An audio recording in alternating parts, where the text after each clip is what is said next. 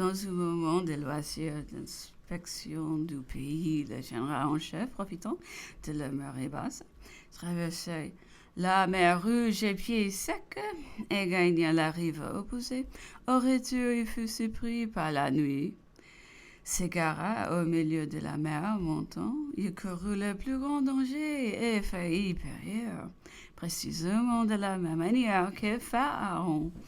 Ce qui ne pas manquer, disait gaiement Napoléon, de fournir à tous les prédicateurs de la crétinité un texte magnifique contre moi.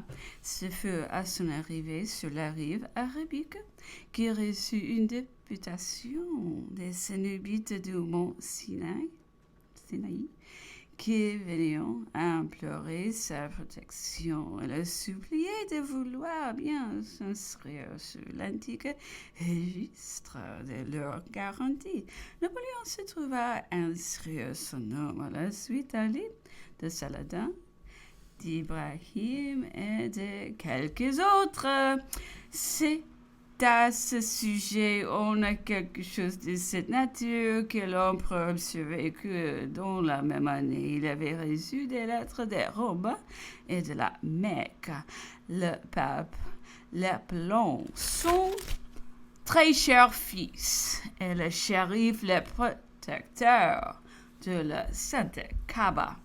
Ce rapprochement extraordinaire doit être du reste à peine surprenant dans celui que a vu conduire des armées sur les sables brûlants du tropique et dans les steppes glacées du nord, qui a failli être englouti pour les vagues de la mer Rouge et accouru des périls dans les flammes de Moscou, menaçant les Indes et de ce point extrême, le général en chef Verdier. La fatigue des soldats, les besoins étaient quelquefois si grands qu'on était réduit à se disputer les plus petites choses sans distinction de rang. Et ainsi, il était telle circonstance dans le désert où les soldats auraient à peine cédé leur place à le général pour qui vint son fils main dans une source fangeuse. Passant sur les ruines de Pelusa et suffoqué pour la chaleur, on lui céda un débris de porte où il peut quelques instants mettre sa tête à l'ombre. Et il me faisait là, disait-il, une immense concussion. C'est précisément là qu'on remonte quelques pierres à ses pieds. Un hasard bien singulier lui présenta un superbe antique connu parmi les savants. Quand l'armée française voulut se rendre en Asie, elle eut traversé le désert qui la sépare de l'Afrique. Kléber, qui commandait l'avant-garde, manqua sa route et s'égara dans le désert. Napoléon, qui le suivait à une journée, vint donner à la nuit tombante avec une légère escorte dans le milieu du camp des Turcs. Il fut vivement poursuivi et ne s'échappa que parce que, la nuit venue, les Turcs priront cette circonstance pour une embûche, mais qui était devenue tout le corps de Kléber.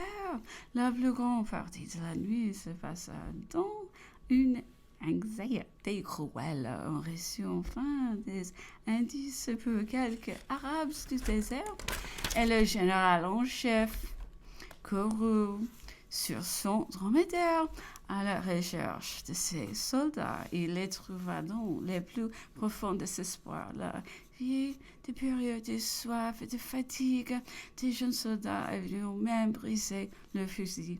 La vue du général sembla les rappeler à la vie en leur rendant l'espérance. Napoléon leur annonça en effet des vivre et de l'eau qui le suivait. Mais quand tout cela eut tardé encore davantage, le dit-il, Serait-ce une raison de murmure et de manquer au courage? Nos soldats apprenaient à mourir avec honneur. Napoléon voyageait la plupart du temps dans les déserts sur un dromadaire. La dureté physique de cet animal fait qu'on ne s'occupe nullement de ses besoins. Il mange et il boit à peine, mais sa délicatesse morale est extrême. Il se bute d'avions furieux contre les mauvais traitements. L'empereur disait que la dureté de son trot donnait des nausées comme les reluits d'un vaseau. Cet animal fait 20 lieues dans la journée. L'empereur en créa des régiments et l'emploi militaire qui leur tenait feu. Bientôt la désolation des Arabes, les cavaliers s'accroupit sur les dos de l'animal. Pour anneau passé dans le nari de celui-ci, sert à le conduire. Il est très obéissant à un certain bruit de cavalier. L'animal s'agenouillait pour lui donner la facilité de descendre. Les dromadaires portent des fardeaux très lourds. On ne le décharge jamais pendant tout le voyage. Arrivé le soir à la station, on place des étés sous le fardeau. L'animal s'accroupit et soumet au jeu. Il se relève. La charge est à sa place. Il continue sa route. Le dromadaire n'est qu'une bête de somme, un animal purement de fardeau. Elle nullement détraite. Toutefois, en Syrie, on était venu à bout de les atteler à des pièces d'artillerie et de leur faire rendre des services assez essentiels. Napoléon, qui est l'habitant d'Égypte, Napoléon, que les soldats Kébert, père du feu, s'y était rendu très populaire. Il avait inspiré un respect spécial pour sa personne n'importe où il paraissait. On se levait en sa présence. On avait cette différence que pour lui seul, les égards constants qu'il peut, les chics, l'adresse avec laquelle il sut les gagner. On avait fait le véritable souverain d'Égypte et lui souverain plus d'une fois la vie. Sans leur révélation, il eût été victime de combats sacrés comme Kléber. Celui-ci, au contraire, s'aligna les chics.